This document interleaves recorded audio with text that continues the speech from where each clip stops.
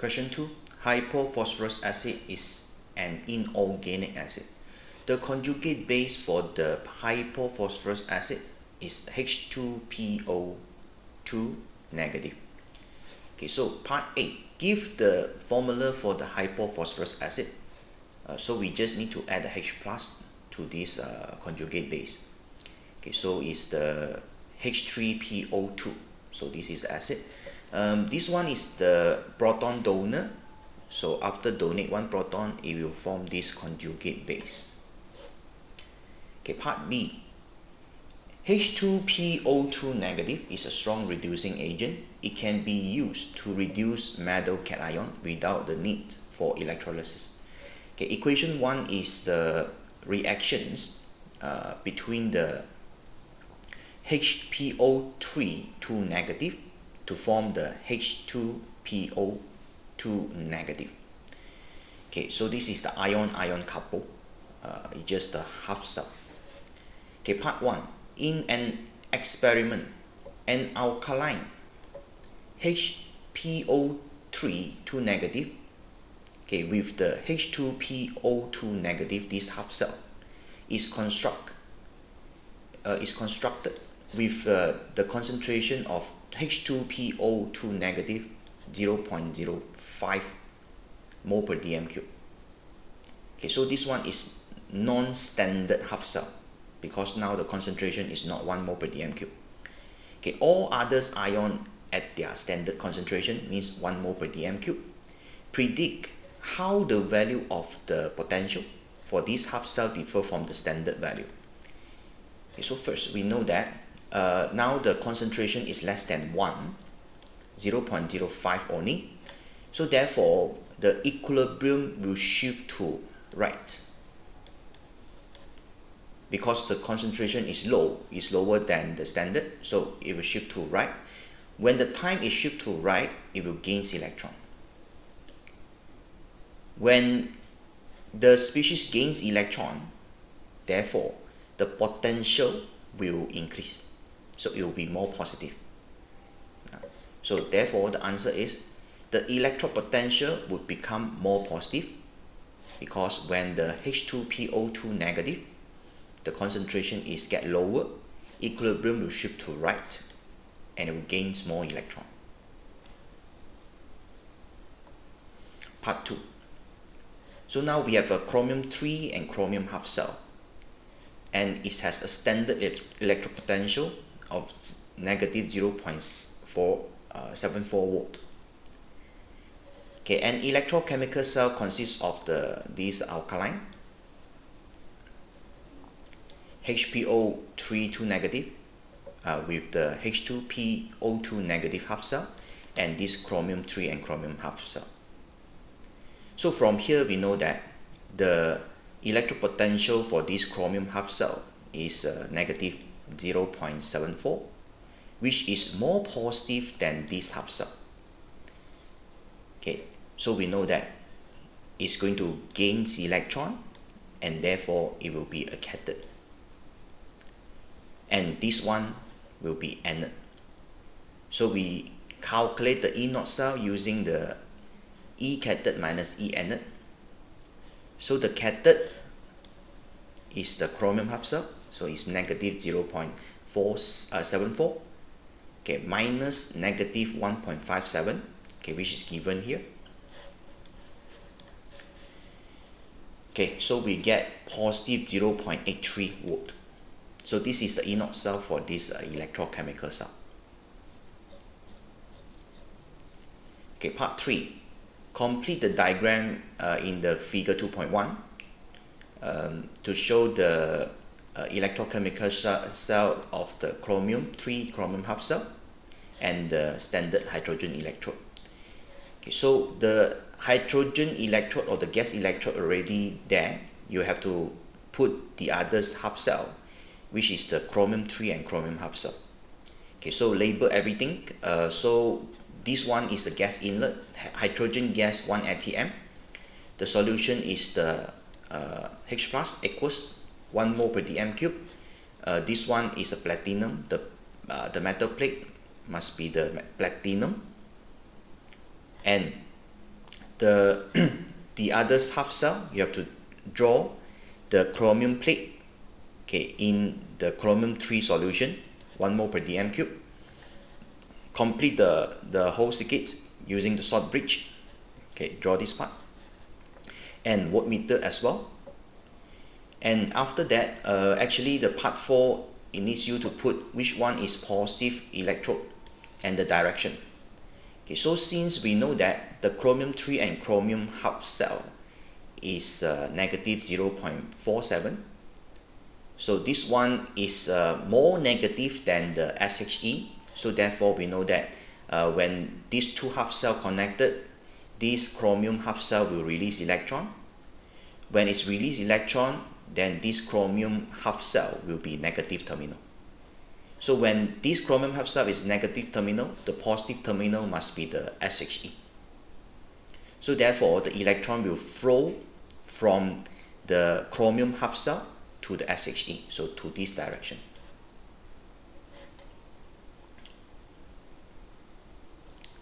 Okay, part 5. H2PO2 negative reduce a nickel ion to this nickel in the alkaline condition. Use the equation 1 to construct the ionic equation for this reaction. Equation 1 is given, so you have to complete that using the nickel half equation. So since I already told you nickel 2 to nickel, so therefore it's a nickel 2 positive plus 2 electrons to form nickel. And this equation 1 need to reverse. So after reverse, it will be this. Okay, because it need to release electron, and these electrons must gain by the nickel 2 to form the nickel. Okay, so therefore you just sum up left to left, right to right, so you get this equation.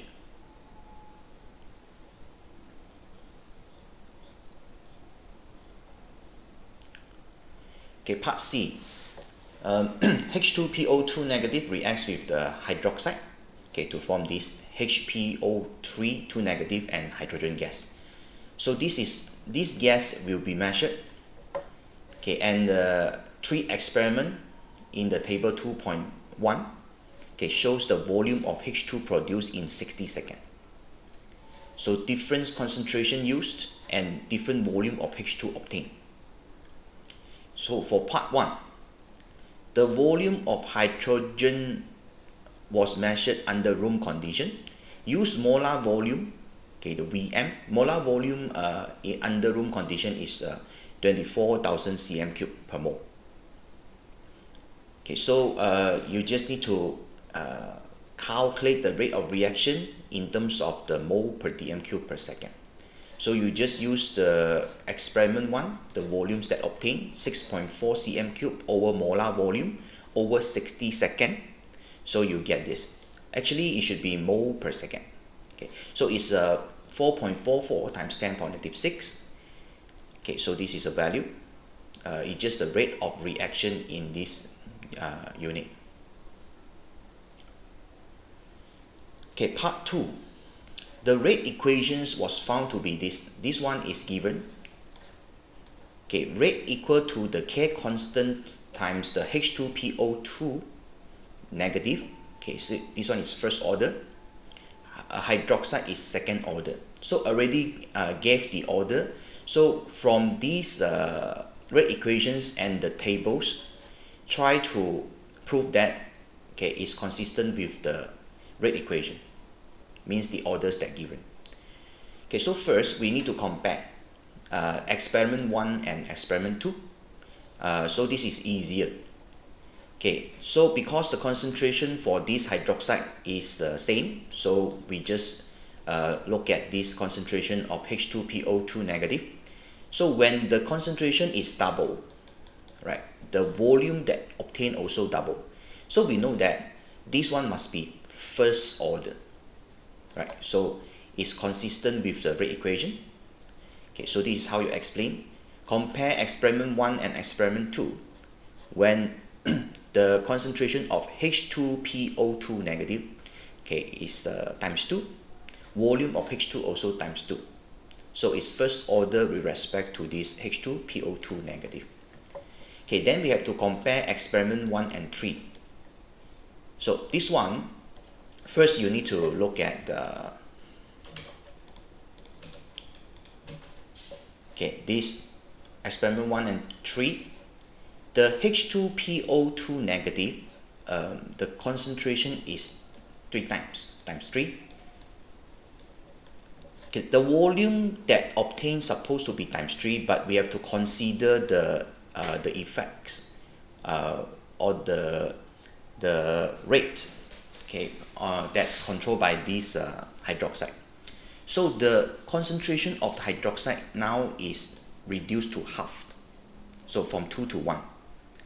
So we know that, okay, then we have to refer to this volume that obtained. We have to get the ratio. Okay, so the ratio is actually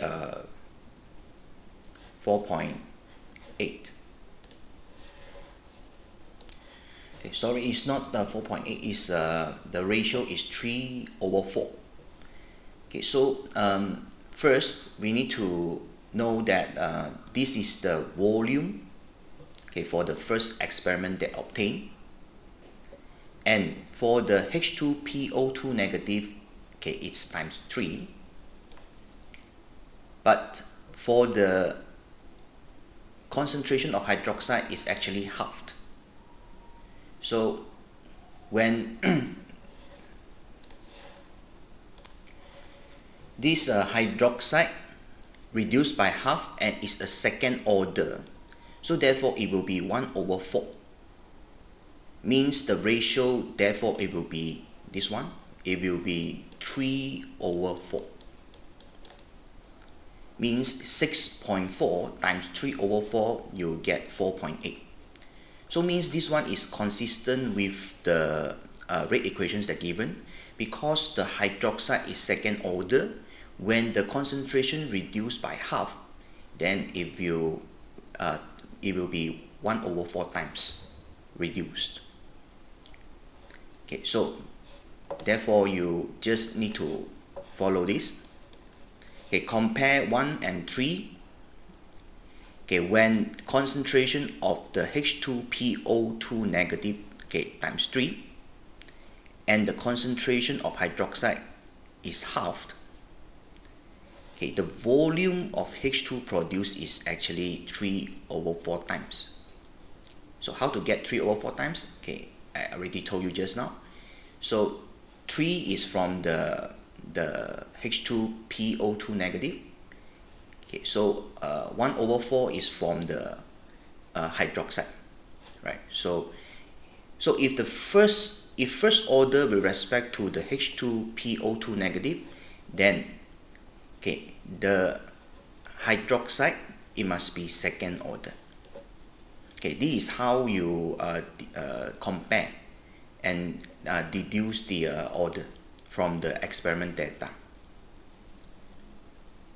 Okay, part 3. State the units of the rate constant for the reaction. This one is very easy. The rate is mole per dm cube per second. Okay, so it's over mole cube dm power -9. So you get this. Mole power -2 dm6 per second. Okay, part 4. The experiment is repeated using large excess of hydroxide. Now the rate equation change. You just change to this. Rate equal to the K constant times the concentration of H2PO2 negative. So it's first order. K constant already given. Calculate the value for the half-life. Half-life for the first order is always constant value. So you need to know this expression or this formula. So half-life is equal to, this one is for first order only. Okay, is equal to 0.693 over the K constant. Substitute the K constant value, so you get 8400 seconds. Okay, part 5. Describe how an increase in the temperature affects the values of the rate constant. So this one is very easy. When the when the temperature increases, the rate increases. So therefore, let's say now we refer to this graph. So it will be steeper. means the K constant will increase as well, right? Okay, so K increase with the temperature. Okay, for part D, a student suggests that the reaction between the H2PO2 negative and hydroxide might happen more quickly in the presence of heterogeneous catalyst. Describe the mode of action for this heterogeneous catalyst. Okay, so it's involve a few steps. First, the reactant must adsorb to the surface of catalyst, like this first step. So this reactant adsorb means just to the surface of the catalyst. After that, the bonds in the reactants weaken and break. So means this one is break, weaken and break, weaken and break. After that, reactions occur and the bond formation in products, means these bond formations is happen. Then after the products form, then it will dissolve, last step, from the catalyst. So this is how the action of the heterogeneous catalyst. Okay, that's all for this question. Thank you.